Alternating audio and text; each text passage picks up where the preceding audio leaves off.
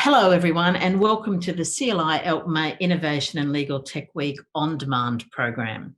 I'm Terri Mottershead, the Executive Director of the Centre for Legal Innovation at the College of Law, and I'm joined today by Luke Geary, who is a partner in the not-for-profit section at Mills Oakley, and also the Director of Everyday Justice, and Noel Lim. Noel is the co-founder and CEO of Anika Legal, and in this session we are going to hear from them and discuss many things, all of them wonderful, in the rise of pro bono law firms. Luke and Noel, welcome. Very lovely to have you here, and thank you for joining us.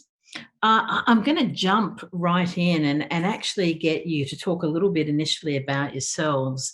And by asking you particularly to tell us a little bit about how you came to the roles that you currently occupy in the pro bono sector. And Noel, I'm going to throw to you to kick us off.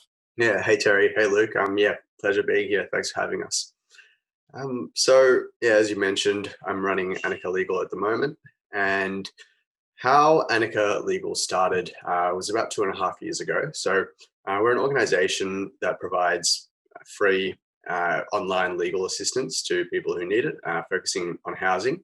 And right now, we are 2.5 years through. But how it all started was a few friends and I, who used to go to uni together, we entered a hackathon, and we were just confounded by this idea that we have got 500,000 people in Australia who can't get the help that they need, and that's every year. And at the same time, we as fresh out of law, several years out of law school at that time, really wanted practical legal training, and we couldn't really access it. And so when you have these two needs, it just is quite confounding. And so during that hackathon, we created this idea for which turned out to be Anika Legal, and we had a bit of success in the hackathon, placing runners up in the world. And from there, we said, okay, there is this thing has legs. And so what the idea is providing free online legal assistance to people who need it by connecting them with law students who want practical training and supervising lawyers who oversee everything. So in the last 2.5 years, we've tested that concept, seen that it can work, and it can work on that bold scale that we envisaged. That's how I'm here today. It's almost like great career advice, isn't it? Be bold, be brave, and do it. Anika's just a fantastic example of that, and loads of kudos and congratulations to the team there, because you've really done amazing things. And Luke, you've done amazing things too. So tell us how you've come to your role. Thanks, Terry. Hi, Noel. Look, I've been a lawyer for 18 years now, and it all began, there's quite a few iterations of it, but it all began in 2003 when I first started working with the Salvation Army. A couple of years, did a few cases as a volunteer for them, just taking matters on of clients in need on a pro bono basis. And in 2005, I set up a free law firm called Courtyard Legal, which, coming a long way from where we are today, was begun by me with a notebook and a pen in an open-air courtyard in the Salvation Army in Sydney. And by 2009, we'd seen about 750 cases in that service. And so whilst I was a partner at Mills Oakley in 2009 in Sydney, the Salvo said to me, would we do this on a professional basis? And so you don't get too many offers like that in your life. And so I decided to hand in my partnership at that time and go and work for the Salvos. And I did that. And in 2010, we set up something called Salvos Legal, which to date has seen probably a little over 30,000 cases for people in need without any government funding. I retired as the managing partner of Salvos Legal at the end of 2017 when my family and I moved to Brisbane. And since then, I've been just practicing as a lawyer with a team of lawyers who support the not-for-profit sector. And I guess doing that work as just the regular business of law, I got a bit bored. And so I said to the others here at Mills Oakley, why don't we do something different? And so just this Monday, we formally launched Everyday Justice, which is much like Anika, a predominantly online delivery service for people in need, completely free, servicing clients in a broad range of areas, so including employment, workplace issues, some tenancy and housing issues, credit, debt, financial abuse, fines, traffic infringements, generally human rights and public interest law cases. delivered completely nationally, no matter where people are. So we've got lawyers in each of Sydney, Melbourne, Brisbane, Canberra and Perth, but the service delivery of a lot of it is focused on video or telephone or online stuff. So whether you're in the bush or in the middle of the city, as long as you're eligible for services, or we can support you.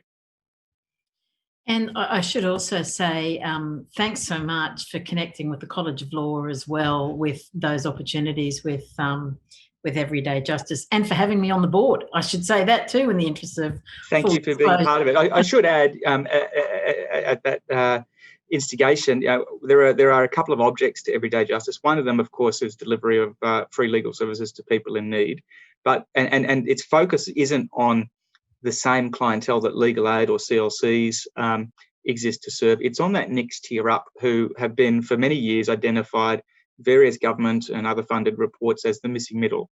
And so this is a service dedicated to that portion of the community who otherwise are ineligible for government funded services. So that's the target of it. And the other aspect of Everyday Justice that's really important is we want to, with our partnership with the college, breed a generation of social justice lawyers. And so we want to provide, just as Noel was saying about his experience, provide real life practical experiences for those graduates, completely supervised in a controlled environment, properly resourced, working with real clients on real cases. So we've got an army of interns, and we want to give them an opportunity, a tour of duty, if you will.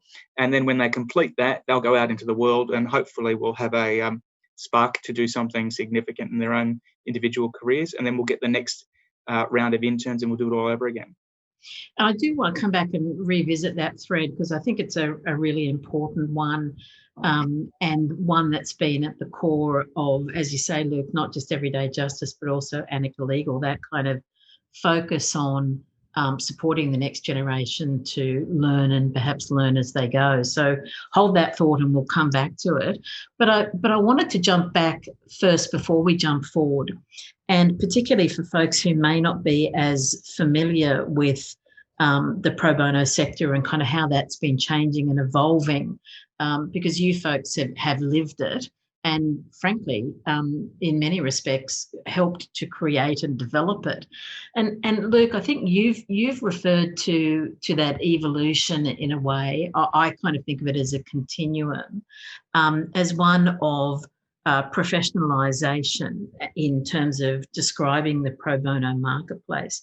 I'm wondering if you could just take a few minutes to kind of describe that to us. So, what that looks like in terms of the groups and or categories, and maybe even in terms of the time that folks spend in the pro bono sector as well.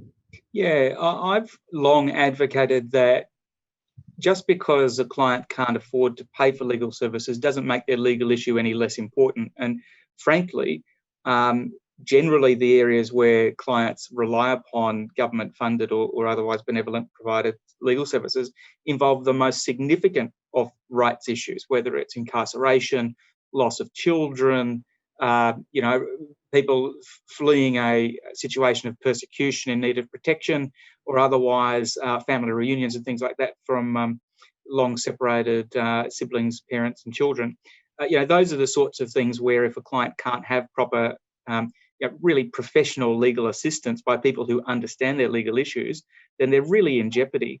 And when I say professional assistance, I mean people who are 100% dedicated to understanding these types of clients, these types of cases, and the emotional, the mental, the physical issues that go with that. So whether it's a client who's complex because of a mental health issue, who also might be homeless, who also might be very significantly distressed because of something that's happened or perceived to happen to them, whether it's a person who is separated from family and because of that separation suffers significant anxiety, etc. So this is not an area, I think, we call it the community legal sector, is not an area where I think you can afford to come in and out of just because you've got some spare time. And I think in the profession globally, in fact, not just within Australia or any part of Australia, there's been a sense that it's nice to do good work for people in need if you've got a little bit of extra time. And that's 100% true. but you can't underestimate the complexity and the significance with which you have to do it in a protected and a professional environment, and these clients deserve the absolute best of assistance. And so when I refer to professionalisation, I mean people who exist 100% of the time to do this work. And so commonly, the main touch point of professionalisation of the community legal sector will be your lawyers who work for legal aid in various jurisdictions or the Aboriginal Legal Service or equivalents, or within the community legal centres themselves. Then you've got other organisations who are also professionalised. So the services like Anika, like Everyday Justice, who exist solely to support this particular area of clients. And then you have the others who are in the continuum of professionalisation, being, the pro bono department dedicated lawyers within law firms or in-house teams or wherever it might be. And then separate to that, you have, and all of these people who participate in the delivery of legal services to these clients are important, but they've all got a different experience. And separate to that professionalised group is the part-timers. So people who might have a commercial law job or work in a particular department within a law firm or a government agency or in-house, but who do want to contribute. And they will come in on a casualised basis depending on their capacity and the need of the clients and their comfort level. But they have to be part of that professional bubble where they don't compromise the ability of the client to get the service they need simply because they've got a little bit of time. And I've used the analogy before, like in a commercial law firm, you wouldn't have a tax lawyer do a property transaction simply because they've got a little bit extra time, because that would be, frankly, professionally negligent. Right. So, again, I refer to professionalisation to reinforce the concept that it's a class of people with a class of issues who need a class of lawyer. And everyone can do it so long as they're in the right environment. And so places like Anika or Everyday Justice that exist to support those people through supervision, resources, training, they're the sorts of places where these sorts of services are delivered well. And they're lawyers who are trauma-informed and very experienced in the sorts of issues that these individuals in need have. Yeah, absolutely. Noel, I wanted to get your thoughts on that as well, and tell us a little bit more about Anika Legal and how that works too. Yeah. So I guess on the professionalisation continuum, Anika, like Everyday Justice, is a little bit everywhere. So we've got the organisation is actually around 70 people, and we've got 2 full-time employees with just around 60 volunteers. And so those employees sort of in the section of like 100% of our time is dedicated to access to justice. And then the other volunteers are, I guess, further along the continuum. And I think maybe what is a little bit different about Anika is that of those 70 people, of the team, definitely, I would say less than half of them are lawyers or have a legal background. So when I talk about the team, there's our web developers, our marketers, our designers, our strategy people, and we found that we found that having this diverse team enables us to do things like provide a client experience that take it to the next level. We found, and I guess thinking about it like that, the continuum doesn't apply to just like people in law. It's also people who have different skill sets, who can be, who can still contribute to access to justice. For some, only a couple of hours a week, but all the way to, full-time, 100% of the time is access to justice. Absolutely. And I mean, some of the things, or I guess we've just touched on at the moment, but I wanted to drill down on just a little bit more, and particularly the area of the impact of legal tech in pro bono, because, in terms of how you've described Everyday Justice, Luke, and how you've just described Anika Legal, Noel, it seems in a way that you wouldn't have been able to operate perhaps as efficiently or maybe even at all if, there hadn't been the sort of tech that's available now. So I think, Luke, let me ask you this question first. Where do you think tech has made the biggest difference in terms of everyday justice? There's a few areas, and I go back to that first part of my career where I mentioned the open air courtyard legal with a notebook and a pen. Literally, that's the whole of the legal practice management system that I had back then.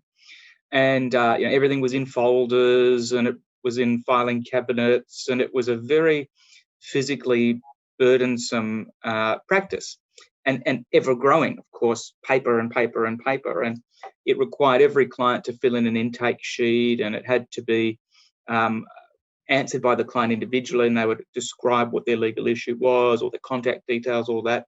Then that'd have to be given to a lawyer who would sit down with the client, and at that point in time, on the spot, effectively, they'd see what the issue was. And probably the client had written family law when in fact it was an immigration issue because they were separated from their family. Or they'd written something about bankruptcy when it was a contract law issue, consumer debt or something like that. So there's this disconnect between the client answering a singular written form.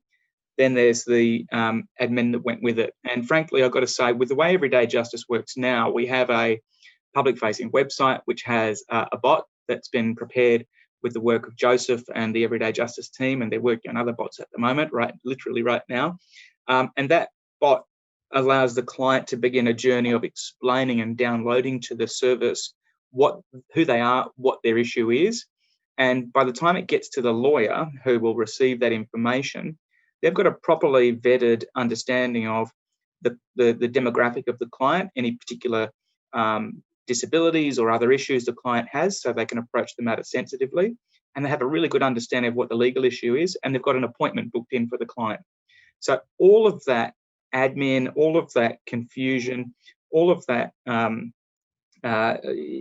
burden of having the intake process has been eliminated. And I've got to say, when I was at Salvo's Legal, we would get on regular basis on a Monday evening in Auburn in Sydney 60 clients, and they would all bring a husband, a wife, a child, a grandfather, or whatever. And so there'd be, commonly more than 100 people in this one hall area, and they'd all turn up at the same time. Yeah, they'd all turn up before you got there, and they'd all want to be first in line. And so there'd be this crazy scramble once all the graduates or the law students got there and had all the folders of the paperwork there. It was literally anxiety causing for all of the legal staff who had 3 or 4 hours worth of very intense interviews ahead of them, because for the first 20 minutes or so it was chaos. And I know from speaking with colleagues in other similar services that is not a unique problem. And so this automation from the tech that Everyday Justice has the benefit of completely eliminates all that. The other thing that I think is very significant is it enables us to be truly national to anyone, anywhere. Whether you're physically, geographically in a place that doesn't have access to a legal service face-to-face with a lawyer. We've all learned so much this last 9-10 months about how competent we can be with a little bit of a nudge. But also for people with mobility issues, or people who have parenting responsibilities, or people who have work responsibilities, and to see a lawyer would have to take a day off, and they're not going to get paid for it, and they don't have to travel an hour either way to see someone. So it's access in a really literal sense, I think, that is important that this tech has provided. Yeah, absolutely. Noel, I know that you folks similarly work very closely with tech, and you may have some thoughts and comments about that. But I guess the other thing is, now that you've been up and running for a couple of years, I know that you folks have really passionately embraced the whole data journey as well, and used that in terms of, I guess, designing and iterating your services. So I'm wondering if you could speak to that, as well as the technology piece and how they kind of combine for Anika Legal in the delivery of your services. Yeah, sure. So I think many of the points that Luke touched on before about having a virtual service and how that allows access to people who have jobs that don't allow it, or children which make it difficult to attend a physical centre, I think that is a huge unlock that the tech is given Everyday Justice and Anika Legal, and I think we'll continue giving CLCs in general. Now, like data specific to, data specific to us, what we found, data generally just lets you make better decisions. And where it relates to the service, our service delivery model and how we connect with our clients, I could probably break it up into two things. That's the client experience, and then there's the operational efficiency. So at Anika, we're just deeply passionate about best client experience, make it as good as possible. And it's like some examples of how data has helped us to really drive that client experience and the outcomes is that we'll be able to look at things look at the outcomes and at scale and say, okay, well, X% of clients drop out at this stage. So let's investigate that part, improve that part of the service. Or similarly, when we go down this service pathway, the housing outcomes are way better. Like, why is that? Let's replicate that thing. And I think that is something where we are using data to really target our efforts to make sure the client experience and the outcomes are better. And I think just like entwined with that is the operational efficiency piece, because you have to be able to service clients in a similar way at scale to draw these insights from the data. And at Anika, our vision is a world where everyone can access justice. So there's a big scale piece there. It's something that we're all passionate about, doing this, doing this at scale. And so by relying on data to help us understand where we spend our time and what the results are from that time, how we might optimize, that really, we've really seen that the vision that we are moving towards has been unlocked by data. And so, like, the best example of this is the intake form. Like, it's a safe bet that if you have an intake form similar to what Luke was saying with every person fills out a paper form, you're going to save a lot of time doing that stuff. However, some other things that like the data did help us uncover after we started doing this in terms of operational efficiency was saying, we found out that, okay, we've got, we're spending a heap of time on the phone. Our volunteers, paralegals, are spending a lot of time with our clients on the phone. But in the same way, our data also saw that those clients that we were helping, one of the best parts of the service was having someone on the phone listening to them. And you've got clients who are single parents with the weight of the world on their shoulders, balancing children, demanding jobs, all sorts of stuff. And then they're thinking, oh, how do I get my landlord to repair my house so it's livable for my kids? And oftentimes what they really want is someone who will compassionately listen, understand the problem, a real human, and then that was the thing that made their experience really really good. And so the data helped us see that, okay, we were spending a lot of resources in this area, but at the same time, those resources were delivering results. So in that instance, data let us make the good decision to keep it as it was. Let's have real human contact as much as possible, because that's going to drive the client experience, give them and both give them a good experience, and then empower them to also say, all right, I kind of understand this, and hopefully in the future be able to advocate for themselves. And I'm guessing that the team, how you were describing your team, really a multidisciplinary team that you've got at Anika. I'm imagining that you're, in terms of your use of data and that very human-centered design of your services, is where you're really drawing in that richness and diversity of skill set at Anika as well, right? I think as it relates to the design of the service, data is a big part of it. I'd say the other big part of it is just really like the human-centered design principles, where we found that using just how we communicate with the clients, knowing that in our first set of user testing, we found that if clients sort of didn't understand, as soon as they didn't understand something on a document, their eyes glaze over and they skim the rest. Yeah. And so making sure that you communicate in a way where you're avoiding that eyes glaze over, so they really understand the process, that's absolutely necessary for them to feel comfortable during the experience. Like, oh, I understand what's going on and I have some semblance of control. I know what's going on. And the other part, which is, okay, I know what's going on, so that if this happened again, perhaps I wouldn't need Anika. I could just send my landlord that same email. So I think that part of it is data, but a big part of it is just the like straight up human-centered design, which the multidisciplinary team is absolutely key for. You've also been responding to it, in a way that demonstrates the principles of agile management as well, right? Because you are iterating as you go and improving and changing as you go. Yeah, it's sort of now when we look back at our first precedent at the very start, it's like, it's embarrassing basically. And we're like, oh God, I can't believe we were sending that out.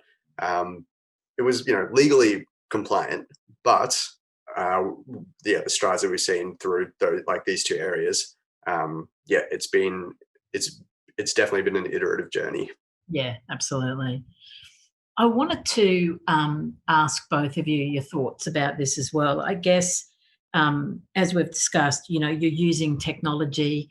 It does in many respects make, services more accessible, but there are folks in every population, whether it's Australia or anywhere in the world, who don't have access to technology or don't have, technology-related skills.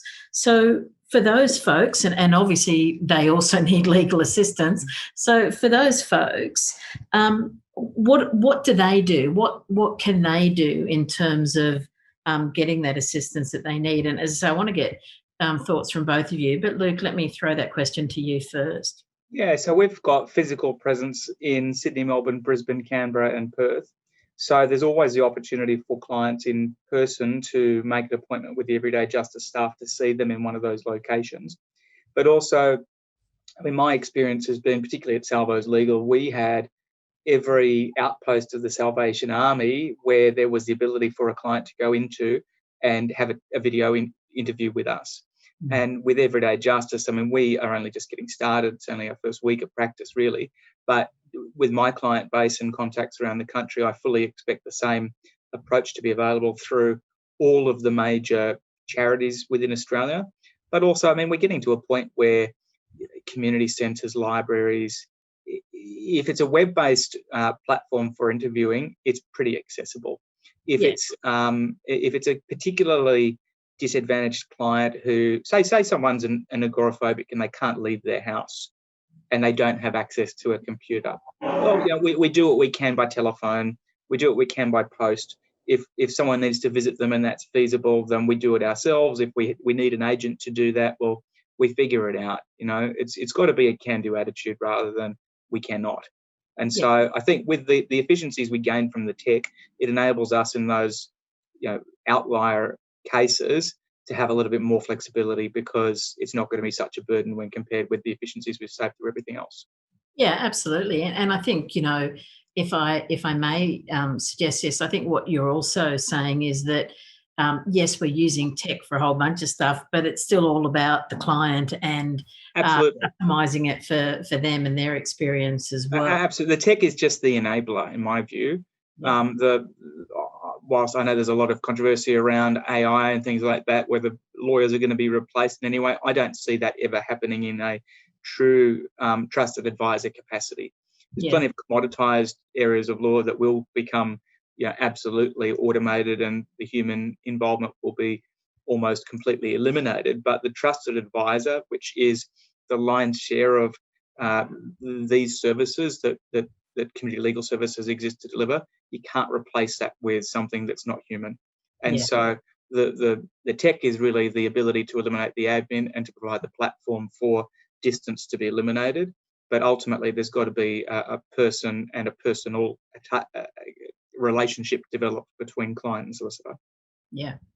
No, how does Anika kind of provide for that? The if you like, the non-tech solution to someone's problem? Yeah. So Anika might have a slightly different approach to this one, where to use Anika, what you need is a Wi-Fi enabled device and email. And we have helped clients who haven't had those things through a caseworker that was able to be the conduit. However, there are situations like you've said that clients just don't have any of those. And for Anika, like I said before, our vision is a world where everyone can access justice, and that scale piece is really important to us. And so we made the decision to say, if we're going to do this at scale, we need to be really, really good at the things we do, and we need to be hyper efficient. And that means not being able to help everyone. And we found that we believe that our contribution to the legal assistance sector is to provide that high quality online legal assistance highly efficiently. And by doing that at scale, then we alleviate the strain on legal aid, on CLCs, so that they can dedicate their resources to the more complex matters that require the face-to-face services. Yeah. So, this year we're looking at being able to do casework for close to a thousand cases with one lawyer. And the only way we can do that is by making sure that we are laser focused on the stuff that we are, that we are doing well. And I guess in those circumstances, if you're then approached by someone that falls outside, your scope in a way, there are, as you're saying, other services that folks can be referred to, and I'm sure that you do. So it is a sector where there's a bunch of different stakeholders doing different things. Yeah. Absolutely. Making sure, I think this is a big part of the last few years, making sure that we are working in a coordinated approach with the rest of the sector. And there are plenty of legal CLCs and legal aid who are just going to be so much better at doing the intensive face-to-face stuff. So yeah, we just try to focus on what we do best, because there's no shortage of those people in that, the missing middle, but as Justice Connect recently called it, the missing majority, because it is the majority. And so, that's been our approach so far. Yeah, fantastic. I wanted to come back to something that we kind of started to explore at the beginning, and this kind of whole focus on providing really a different type of experiential learning experience for law students and for law grad volunteers in this whole delivery of pro bono services. There's obviously within discourse, there's proponents for this, there's detractors for this as well. And I was wondering if each of you might kind of just spend a few minutes explaining, how do you engage with these volunteers, whether they be law students or law grads, and how do you see that as kind of not just changing the discussion, but actually changing the approach to experiential learning for, basically emerging, developing lawyers and part of their development. And Noel, I wanted to stay with you for a moment and get your thoughts on that first. Yeah. So working with law students is just fundamental to what we do at Anika. And that vision of access to justice at scale is entwined with providing legal assistance at scale, which students help us do. And so the whole idea behind Anika was created because we were a bunch of recent law grads, and we had all felt that anxiety of I need practical legal experience firsthand. Mm-hmm. So we knew that there was something powerful there. Students are just so eager to get some experience, but volunteer their time to contribute to access to justice. And you mentioned the detractors, and we've heard there are plenty of people with those opinions. Yeah. And I think rightly so, because students don't know a lot of things. But what we found is that with the right training, supervision, and experience from lawyers, but also the guidance from technology, all the while staying laser focused on what we do, that allows students to make a huge contribution to how we've been able to help our clients and the scale at which we have been able to help our clients. So that's, I think it's fair to say that there's absolutely no way we could have achieved what we achieved in terms of casework done without the help of our students. But at the same time, also not able to achieve that unless we put in the technological scaffolding in place. Yeah.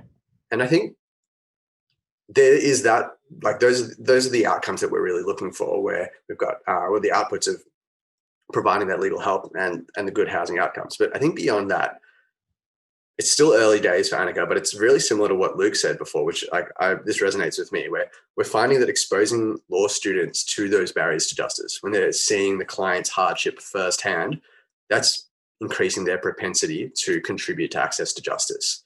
And it's potentially creating that more socially conscious next generation of lawyer, that systemic change that a problem this big really needs. So it's something that we're passionate about. And as the years go on, I think we'll start to see more and more clearly what is the effect of including law students and having that experiential learning in this sector.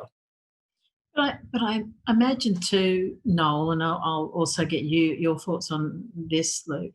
I imagine at a time, and we've spoken about technology, where technology can do a whole bunch of things. And as we discussed before, and I think, Luke, you mentioned particularly, but humans can only do some things, that kind of early focus and understanding of the importance of humanity, especially in the sort of work that you do, has got to be something that continues to ignite the passion and the interest in these students as well. Noel, is that a fair comment? Is that what you're seeing with your volunteers? So the question is, if the human part of the legal process is what ignites the passion in the students. Yeah. So absolutely. Like the example that I gave before, where the clients were loving the phone calls with our volunteer paralegals, that is also the part that our volunteer paralegals like the most. And that's why you are so eager as a law student to get that experience, because you don't get to do that, and it is really fulfilling.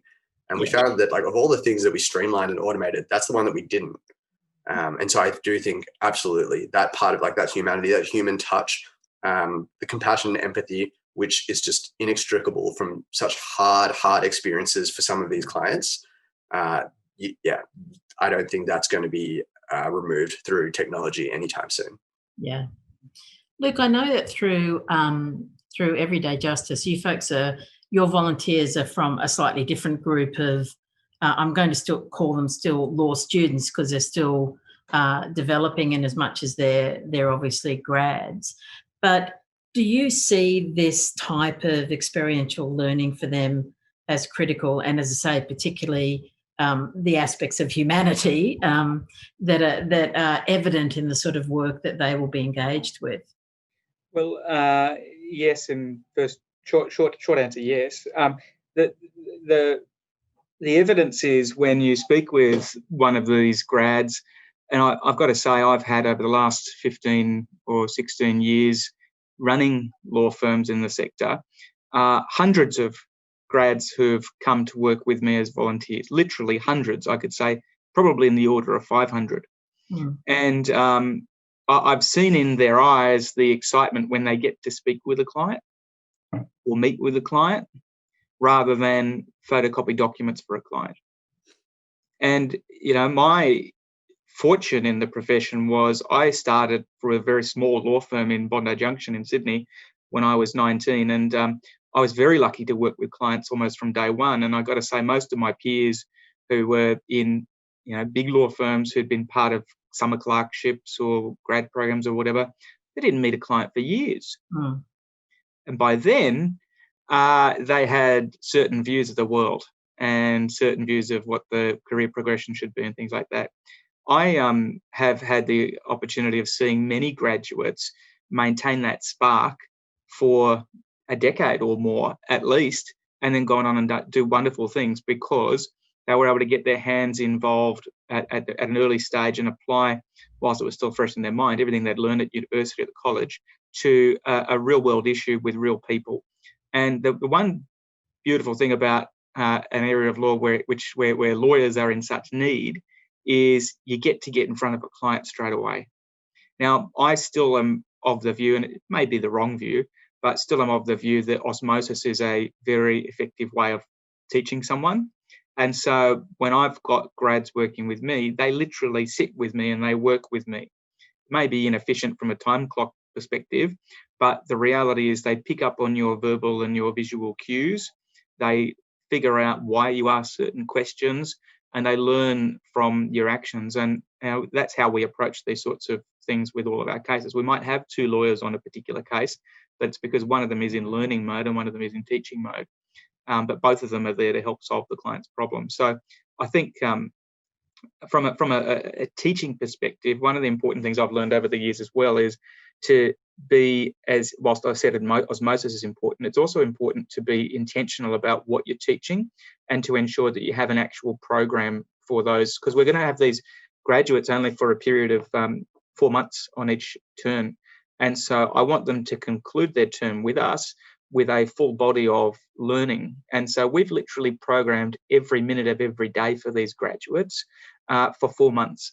And there's blocks of time to spend working with clients and doing research and things like that. But there's also blocks of learning the art of advocacy or ethics or file management or drafting correspondence and things like that. So I think the experiential learning is important because the clients get the help that they need and the lawyers get the training they need. But it's got to be done as well, of course, in that controlled and supervised environment that I touched on at the outset of our discussion, because we can't ever compromise one for the sake of the other. Yeah, absolutely. This has been an amazing discussion, Luke and Noel, and the work that you're doing in, through Anika Legal and Everyday Justice, obviously just making an amazing contribution. And as I've been listening to you as well, I just think the ways that you're conducting your practices are also actually leading to a whole bunch of outcomes that are applicable across the entire legal practice sector, not just the pro bono sector. There's certainly lessons to be learnt, and we've touched on some of those, and unfortunately don't have time to touch on all of them. But thank you very much again, and thank you to those of you who have been listening to this session. Just an amazing new iteration, I guess, of legal practice, the rise of the pro bono law firm. You will find Luke and Noel and Everyday Justice and Anika Legal on LinkedIn and a whole bunch of other social media. And I know that they are more than happy and willing for you to reach out to them and to connect as well. And obviously, if you'd like to receive updates about the work of CLI and ALPMA, please do also follow us on LinkedIn, Facebook and Twitter. And with that, and bringing our session to a close, again, Luke and Noel, thank you so much for your time, and please do continue with the success of your firms. We need them, and they're making an amazing contribution in so many different ways. Thank you so much. Thanks, Terry. Not a problem, Terry. Very, very fun.